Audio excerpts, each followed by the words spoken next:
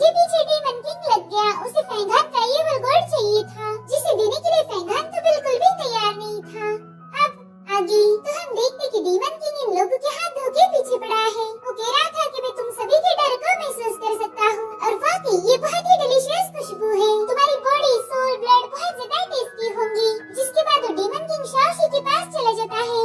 वो अब अपनी क्वीन वाले मुंह का यूज करता है। वो कह रही थी कि मेरी शाओशी तुम बहुत प्यारे हो, मैं तुम्हें बिल्कुल भी हर्ट नहीं करूंगी, मगर तुम्हें उल्फ स्किन छीनने में मेरी मदद करनी होगी। अब शाओशी तो तुरंत ही उसके कंट्रोल में चला गया था, इसलिए फैंगहान की सूट को छीनने के लिए अपना हाथ आगे बढ़ाता है, मगर शील फैंगहान को बता देती है तो फैंगहान उसे एक लात मार के दूर ढकेल देता है। अब शाओशी नीचे गिरने ही वाला था, मगर किंग वेई ने समय रहते उसका हाथ पकड़ लिया। वो फैंगहान से गुस्से में कह रही थी कि तुम अपने ही लोगों पर अटैक कैसे कर सकते हो, तो शील उससे कहती कि तुम तो अकल की अंधी हो, दिखता नहीं क्या ये बंदा उस डीमन के कंट्रोल में है। तभी शाओशी कह रहा था कि प्लीज वो इवल गोल्ड डीमन क्वीन को दे दो, देखो ना वो कितनी खूबसूरत है, वो हमें बिल्कुल भी हर्ट नहीं करेगी। वो कहती बेवकूफ, तुम उस कमीने डीमन के जादू में फंस के उसे खूबसूरत बोल रहे हो। तो अब एक थप्पड़ खाने के बाद शाओशी दोबारा से ठिकाने पर आ गया था। वो कह रहा था किंग वेई मुझे माफ कर देना, मुझे नहीं पता था कि मैंने उसे खूबसूरत क्यों बोला।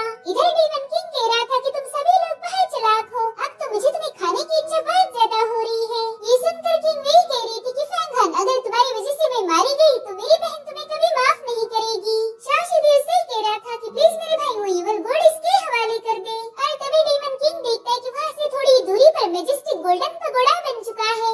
दरअसल सीनियर हुआ यहाँ पर पहुँच चुका था। अब डीमन किंग कहता है कि तुम लोगों के साथ टाइम पास करके मैं बोर हो चुका हूँ, चलो मरने के लिए तैयार हो जाओ। जिसके बाद वो अपने डीमंस को इन लोगों पर हमला करने भेज देता है। तो फैंगहान तुरंत ही उन डीमंस को खत्म करना शुरू कर देता है, मगर तभी डीमन ने उसे लात मार दी, जिससे इन लोगों की शील्ड ब्रेक हो जाती है। अब फैंगहान के अलावा ये लोग तो फ्लाई नहीं कर सकते थे, इसीलिए वो तीनों भी नीचे गिरने लगते हैं, मगर फैंगहान शील्ड को बचाने चला गया। किंग वेई और शाओशी तो धड़ाम से जमीन पर पटक गए थे। तब तक फैंगहान शील्ड को लेकर नीचे आ जाता है। फैंगहान ने सबको एक साथ रहने के लिए बोला तो था, मगर शाओशी कह रहा था कि डीमन किंग हमारे नहीं बल्कि फैंगहान के पीछे है, तो चलो हम यहाँ से भाग जाएंगे। फैंगहान उन दोनों को रोकता तो है, मगर वो कहाँ उसकी सुनने वाले थे। और तभी कुछ डीमंस आकर शाओशी और किंग वेई पर हमला कर देते हैं। इधर डीमन किंग ने शुई को मारने के लिए अपनी ब्लेड थ्रो कर दी थी, मगर फैंगहान तुरंत ही जाकर उस ब्लेड को साइड में हटा देता है। उसने अब तक बहुत बार शुई की जान बचाई थी। जिसके बाद वो इवल स्वॉर्ड फॉर्मेशन का यूज करके डीमन किंग के हमले को रोक देता है। वो शुई से कह रहा था कि सीनियर प्लीज आप यहाँ से चली जाओ, इसे तो मैं संभाल लूंगा, मगर शुई वहाँ से जाने के लिए हरगिज मना कर देती है। जिसके बाद वो अपने क्यूकिन को समन करती है। वो भी अब डीमन किंग पर अटैक करने ही वाली थी, मगर फैंगहान समझ जाता है कि अब शुई में इतनी पावर्स तो बिल्कुल नहीं है, तो वो इवल स्मोक को शुई को वहाँ से ले जाने का ऑर्डर देता है। तो अब वो इवल स्मोक शुई को बड़ी ही तेजी से पगोड़ा की तरफ ले जा रहा था। शुई उसे बहुत गुस्सा कर रही थी, वो फैंगहान को अकेले छोड़ के बिल्कुल भी जाना नहीं चाहती थी। इधर नानशियान और लॉन्गशियान पगोड़ा को गार्ड कर रहे थे कि तभी उन्हें शुई नजर आती है। लॉन्गशियान ने उसे देखते ही पगोड़ा को ओपन कर दिया था। अब शुई सीधे उस पगोड़ा के अंदर लाकर पटक दी जाती है। वहाँ पर कई सारे आउटर डिसाइपल्स थे, जिन्हें सीनियर हुआ ने बचा लिया था। अब शुई इस पगोड़ा को खोलने के लिए बोल रही थी। वो कहती कि फैंगहान अभी भी बाहर है, तो प्लीज मुझे उसके पास जाने दीजिए। नानशियान तो ये सुनकर सोच में पड़ गया था कि ये मामूली सा बंदा डीमन का मुकाबला कैसे कर सकता है। तब तक सीनियर हुआ बाकी बचे डिसाइपल को भी वहाँ पर लेके आते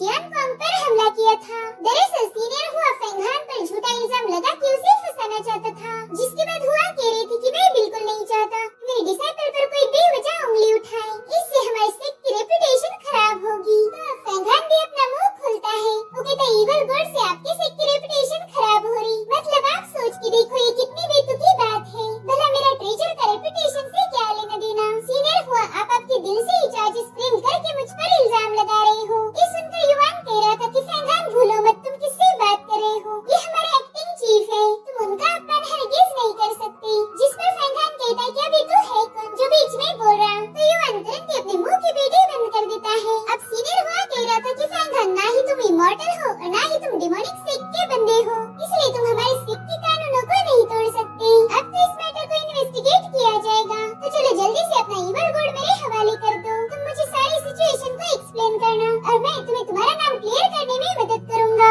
जिस पर फेंगहान कहता है कि सीनियर इविल गॉड तो मैं आपको नहीं दे सकता, ये मुझे सीनियर किंग श्रेणी रिवॉर्ड में दिया था। बाद में एल्डर टियानशिंग ने भी मुझे वो रिटर्न कर दिया। अगर आपको ये वापस चाहिए तो आपको एल्डर टियानशिंग से बात करनी पड़ेगी। अगर वो कहते हैं तो मैं तुरंत ही इविल गॉड आपको लौटा दूंगा। जिस पर सीनियर हुआ कह रहा था कि मैं एक एक्टिंग चीफ हूँ, मुझे भी कुछ अधिकार दिए गए हैं, मैं सब पर नजर रखता हूँ और मुझे पता चला कि कुछ लोग डिमोनिक आर्ट को प्रैक्टिस कर रहे हैं, डिमोनिक एलिक्सर बना रहे हैं। इतना ही नहीं वो डिमोनिक टैलिस्मान भी यूज करते हैं। दरअसल वो फेंगहान को ताने मार रहे थे, मगर फेंगहान का तो पूरा ध्यान श्री पर था, क्योंकि वो फेंगहान के लिए बहुत ज्यादा परेशान थी और उसकी फेंगहान के लिए फिक्र देखकर सीनियर हुआ को गुस्सा आ जाता है। वो जल्दी से श्री को फेंगहान से अलग करके उस पर पावरफुल अटैक करके उसे हवा में उठा लेता है। सीनियर हुआ कह रहा था कि सभी डिसाइपल को गलती करने पर सजा मिलनी चाहिए ताकि वो दोबारा से ऐसी हरकत ना करे। जिसके बाद वो फेंगहान से उसका इविल गॉड छीन लेते हैं। वो कह रहे थे कि अब इस पर तुम्हारा कोई हक नहीं है। जिसके बाद उस गॉड पर लगा हुआ फेंगहान का ब्लड सेल जबरदस्ती निकाल रहे थे। इस प्रोसेस में फेंगहान को बहुत तकलीफ हो रही थी। श्री कह रही थी कि अगर ऐसा ही चलता रहा तो फेंगहान मारा जाएगा। सीनियर हुआ उसके साथ जबरदस्ती नहीं